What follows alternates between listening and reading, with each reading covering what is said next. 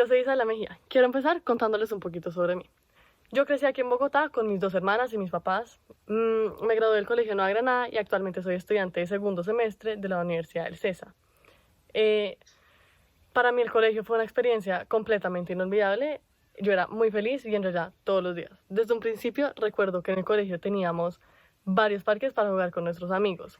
Teníamos profesores para cada materia que veíamos, 2 canchas de básquetbol, 2 de fútbol, una de voleibol, un gimnasio, una gran variedad de actividades extracurriculares que podíamos hacer por las tardes, desde culinaria, robótica, patinaje, escalar paredes, todo lo que ustedes se puedan imaginar.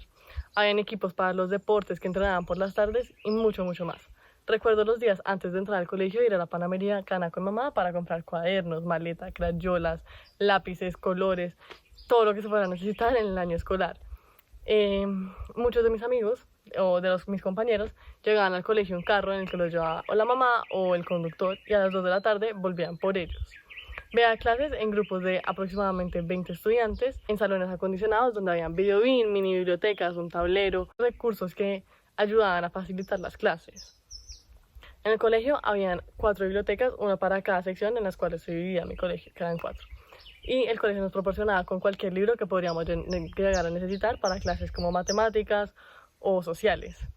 También nos daban computadores cuando los necesitábamos, o tabletas y fotocopias, también todo lo que necesitáramos. Teníamos 2 tiendas en las que podíamos ir a comprar comida y una cafetería en la que almorzábamos todos los días. Cuando yo me gradué, 90 de los 122 estudiantes de mi promoción consiguieron irse a estudiar a universidades en lugares como Estados Unidos, China y España, o muchos se tomaron un año sabático en los que se fueron a aprender francés en otro país. En mi caso, yo tuve la oportunidad de mirar varias universidades en Estados Unidos y en España, pero decidí quedarme en el CESA, una de las mejores universidades de negocios del país.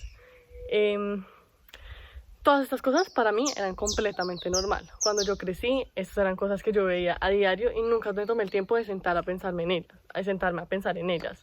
No me daba cuenta de que en el país en el que vivía, la mayoría no tenía los mismos privilegios que yo y que cosas tan simples como una cancha de fútbol podían hacerle toda la diferencia a alguien. Les quiero presentar a Dayana Molano.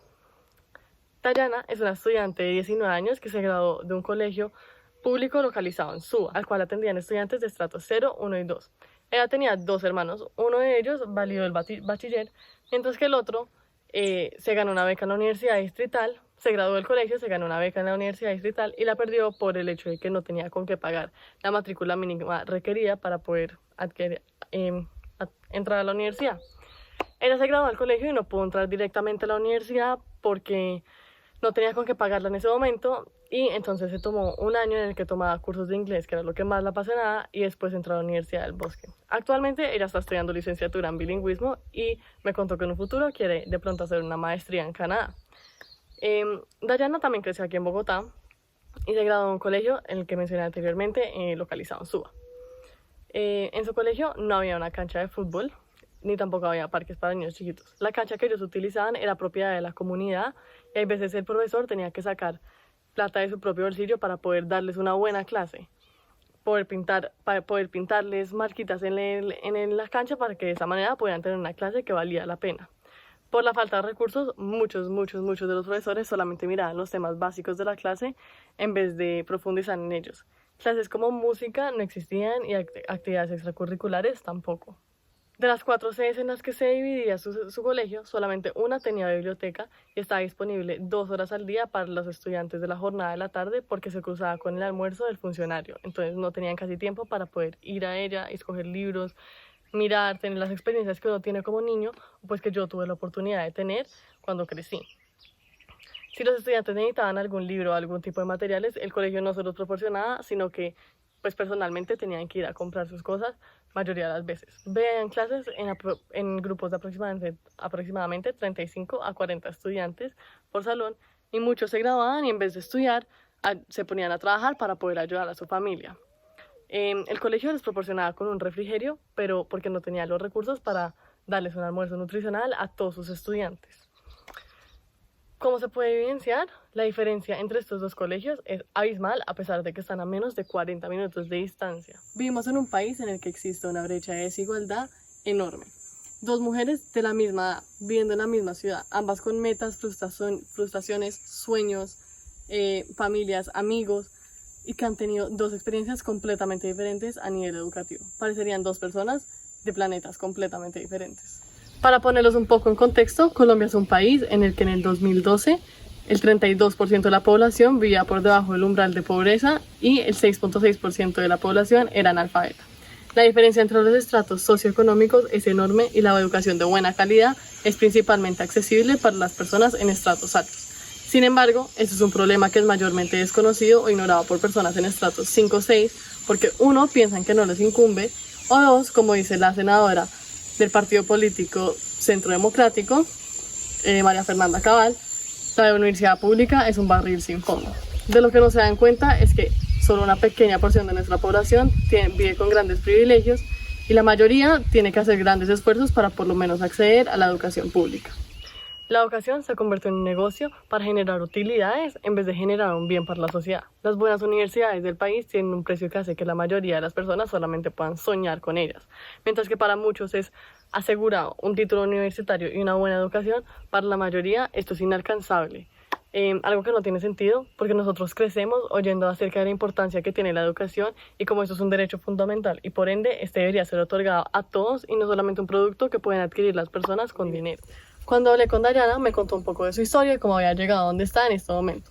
Me contó que cuando ella se graduó del colegio, como mencioné anteriormente, no pudo entrar directamente a la universidad porque no tenía con qué pagarla en ese momento. Así que tomó un año de cursos de inglés y después entró a la Universidad del Bosque.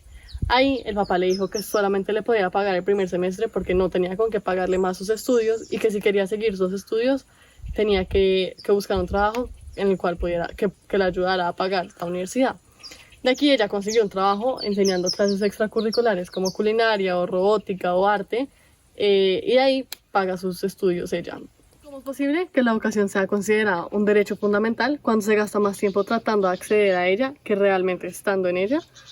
Existen programas como Serpi lo paga y becas que están hechas para tratar de ayudar a personas con menores recursos a poder acceder a una buena educación. Pero primero, son muy pocas las que hay. Y segundo, también requieren de un pago mínimo que no todo el mundo puede pagar, como por ejemplo en el caso del hermano de Dayana, que yo ya había mencionado, que era un niño muy aplicado, le iba muy bien en sus estudios y solo por el hecho de no tener plata para pagar la matrícula mínima, no pudo acceder a la universidad distrital y una buena educación ahí. ¿Es esto justo que una persona completamente apta y dispuesta a recibir una buena educación no tenga la oportunidad de hacerlo? Pero bueno, para eso son los colegios y las universidades públicas, ¿verdad? Más accesibles para toda la población. Yo pensaría lo mismo, que este podría llegar a ser la solución al problema. Pero ahí es donde entra el término educación de calidad. ¿Qué es una educación de calidad? No solamente se refiere a los profesores y a clases avanzadas, sino que también se refiere a los recursos que tiene un colegio y a las experiencias que vive un estudiante en él. Al tener más acceso a instalaciones, libros, computadores y diferentes recursos, el nivel educativo que adquiere un niño es mucho mayor. Según la Organización para la Cooperación y el Desarrollo Económico, los recursos son fundamentales para un buen aprendizaje y tienen un gran impacto en la educación, especialmente en los niños menores de 12 años, que la manera más fácil para ellos de aprender es mediante el uso de actividades y de creatividad. Ellos están en los años críticos de su vida y del desarrollo de su mente, por ende, esto es lo más importante para ellos. El impacto de la falta de recursos en un colegio y la brecha entre los colegios públicos y privados en un país también se ve altamente reflejado en el ICFES, examen que toman todos los estudiantes al graduarse del colegio. En el ranking de los resultados del ICFES por colegio no aparece ningún colegio público en los primeros 50 puestos, es más, ni siquiera en los primeros 100. El primero que aparece es uno que se llama el Instituto Técnico La Salle y está en el puesto 349, mientras que en los primeros 10 puestos están colegios bilingües con grandes instalaciones de estrato 5 o 6, colegios como el San Carlos o los Nogales que están ubicados en el norte de Bogotá y tienen excelentes instalaciones. El único caso que es un poco diferente es el LIC Campo David, que es de estrato 2 o 3, pero tampoco es un colegio público. No se puede considerar que los colegios públicos son de alta calidad cuando no alcanzan a estar entre los primeros 300 puestos en el ranking con todos los colegios del país. No se puede decir que esta es la solución al problema en un país con tanta desigualdad, porque al final no son ofrecidas las mismas oportunidades ni las mismas experiencias por el simple hecho de no poder comprar o no poder adquirir una buena educación. Por otro lado, el porcentaje de la población que adquiere una educación es muy bajo. Según el Sistema Nacional de Información de la Educación Superior, en el 2017 habían aproximadamente 4.317.000 personas entre 17 y 21 años de edad en el país. De estas, solamente 559.211 se graduaron de bachillerato y solamente 487.000 se matricularon a la universidad. Eso es solo el 11% de la población y estas son las que entran a primer semestre. Las que se logran graduar de una universidad es menos de la mitad de las que empiezan. Es ilógico pensar que las universidades se han convertido más en un lujo que en una necesidad y que sea un porcentaje tan pequeño de la población el que consiga una educación de cualquier calidad. Más en el tema de la educación superior, universidades privadas como los Andes, que es considerada la cuarta mejor universidad de Latinoamérica, a estas es casi que imposible acceder cuando tú estás en un estrato bajo. En el 2011, del total de la población que accedió a la educación superior en el país, solo el 9% estaba representado por la quinta parte más pobre de la población, mientras que el 53% estaba representado por la quinta parte más privilegiada de la población. Además, en universidades como la Nacional, que son más accesibles, se presentan casi que 70.000 candidatos para ser estudiantes de la universidad y solamente tienen 5.500 cupos. El problema no solamente va a que las universidades en el país son casi que inalcanzables, pues las que sí son alcanzables no tienen suficiente espacio para todos los estudiantes que se presentan a ella. Para poder demostrar por qué sigo diciendo que las universidades de educación superior del país son inaccesibles, les voy a hablar un poco de los costos de ellas. En el 2017, un semestre en la carrera de medicina en los Andes costaba aproximadamente 21.900.000 pesos. En la Sabana costaba 18 millones y medio. En la Javeriana 19 millones de pesos. Todas estas son universidades privadas. En cambio, en la Nacional basa sus costos en la declaración de renta de cada estudiante y eso no excede los 6 millones al semestre y eso es mucho decir. El salario mínimo de ese mismo año, en el 2017, era de 737.000 pesos, o sea, aproximadamente 8.852.000 pesos anuales. Un ingreso que gana casi que el 44% de la población colombiana. Con este ingreso no es suficiente para pagar ni siquiera la mitad de una carrera de medicina en ninguna de las universidades que mencioné anteriormente. Es más, casi que una carrera en la Nacional podría llegar a ser inalcanzable. Es triste pensar que tenemos universidades increíbles a nuestra disposición, pero que el porcentaje de personas que logra adquirir esta educación sea tan pequeño. La brecha que existe entre la educación que ofrecen los colegios privados y los colegios públicos es enorme. Y es completamente ilógico que las personas sean negadas a tener una buena educación por el simple hecho de que no tienen con qué pagarla.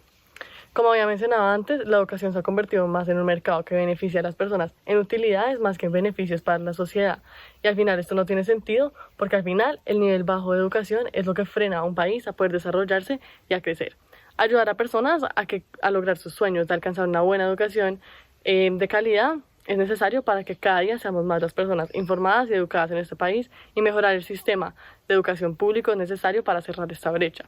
Volviendo a la historia que les conté al principio, tiene sentido que la experiencia que vivió Dayana sea tan diferente a la que viví yo, pensando que vivimos en la misma ciudad y nuestros colegios están a menos de 1 hora de distancia, ni hablar de aquellos que viven en veredas o en ciudades chiquitas apartadas alrededor de Colombia. Esa desigualdad es algo que al final nos va a afectar a todos sin importar la educación que hayamos recibido personalmente, porque al final el desarrollo de un país viene por parte de todos, no solamente de una pequeña porción del país. Es importante empezar a pensar cómo invertir más en la educación pública es invertir en un país mucho mejor. Vale la pena prestarle la mayor atención posible a la educación, porque es la base de una sociedad y si logramos cerrar esta brecha, todos los colombianos estaríamos mucho mejor. Gracias.